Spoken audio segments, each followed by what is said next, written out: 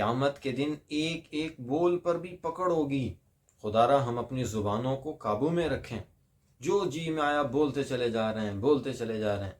کبھی کسی کی عزت پہ حملہ، کبھی جھوٹ بولا، کبھی کسی کی عزت کو اچھالا، کبھی کسی کا مذاق اڑایا۔ حضرت معاذ رضی اللہ تعالیٰ عنہ فرماتے ہیں کہ میرے محبوب صلی اللہ علیہ وسلم نے فرمایا، لمبی حدیث ہے، آپ علیہ السلام نے اس میں نماز، آپ نے فرمایا تجھے دین کا ستون بتاؤں، تو فرمایا نماز ہے۔ فرمایا تجھے دین کی چوٹی بتاؤں، تو فرمایا جہاد فی سبیل اللہ ہے۔ مختلف اعمال دین کے بنیادی ذکر فرمائے، اور پھر آخر میں ارشاد فرمایا، اے معاذ الا اخبرک بملاک ذالک کلہ، اے معاذ تجھے ان سارے دین کے جو اہم کام ہیں، تجھے ان کی جڑ نہ بتلا دوں، تجھے پورے دین کا وہ سہرا نہ بتلا دوں کہ جس پہ عمل کر لینے سے تیرے لیے پورے دین پہ عمل کرنا آسان ہو جائے گا؟ تو فرماتے ہیں میں نے عرض کیا اجل یا رسول اللہ صلی اللہ علیہ وسلم، یا رسول اللہ کیوں نہیں، مجھے ضرور بتلائیے وہ چیز کہ جس کو بنیاد بنا کر میں پورے دین پہ عمل کر سکتا ہوں، اپنے پورے سانچے کو، اپنے ظاہر و باطن کو شریعت میں ڈھال سکتا ہوں۔ اگر میں نے اس پہ عمل کر لیا تو آپ علیہ السلام نے ارشاد فرمایا، حضرت معاذ فرماتے ہیں آپ علیہ السلام نے اپنی زبان پکڑی اور پھر ارشاد فرمایا، کف علیک ھذا، اے معاذ یہ جو زبان ہے اس کو قابو میں رکھنا، یہ پورے دین کی جڑ ہے۔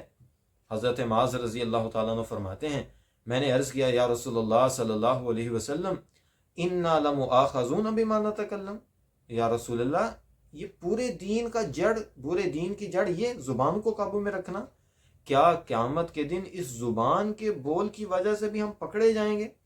یہ بھی پوچھا جائے گا کہ کیا زبان سے بولا تھا، انا لمؤاخذون بما نتکلم به، جو ہم زبان سے بولتے ہیں، جو تکلم کرتے ہیں، کیا اس پر بھی مواخذہ اور پکڑ ہوگی؟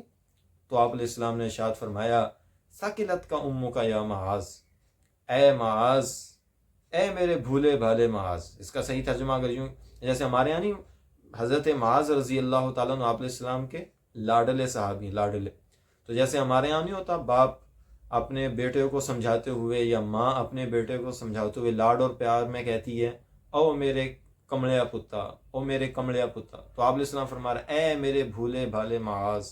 کتنی عجیب بات انہیں کر دی کہ ایک زبان پر بھی پکڑ ہوگی، ہاں زبان پہ پکڑ ہوگی، تو کیا سمجھتا ہے کہ نہیں ہوگی؟ هل يكب الناس على وجوههم في نار جہنم الا حصائد السنتهم، آپ نے فرمایا کہ قیامت کے دن سب سے پہلے جہنم میں اوندے منہ گرانے والی اکثر لوگوں کا جو عمل ہوگا وہ فرمایا ان کی زبان کا غلط استعمال ہوگا۔ قیامت کے دن سب سے زیادہ اوندے منہ جو لوگ اٹھا کے جہنم میں پھینک دیے جائیں گے، اس کے پیچھے سب سے بڑی بدعملی کیا ہوگی؟ زبان کا غلط استعمال ہوگا۔ آپ قربان جاؤں اپنے محبوب صلی اللہ علیہ وسلم پر لفظ کے استعمال فرمائے، حصائد السنتہم، حصائد اصل میں کہتے ہیں کٹی ہوئی کھیتی کو۔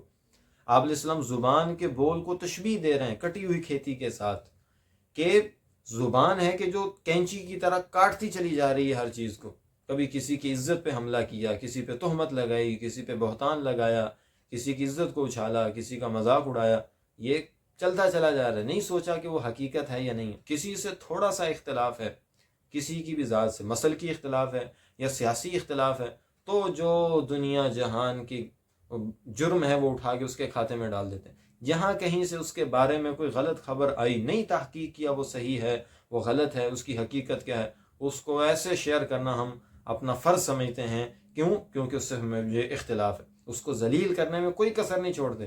یاد رکھیں یہی قیامت کے دن ہمارے لیے پکڑ کا سب سے بڑا ذریعہ بننے والا ہے۔ تو اس لیے خدا را اپنی زبانوں کو قابو میں رکھیں، حق بولیں، سچ بولیں، صحیح بولیں۔ آپ علیہ السلام نے کیا ارشاد فرمایا، من صمت نجا، جو خاموش رہا وہ نجات پا گیا۔ اس لیے کم بولیں، تھوڑا بولیں، ضرورت کی بات کر لیں، خدا را اپنی زبان کے غلط استعمال سے بچیں۔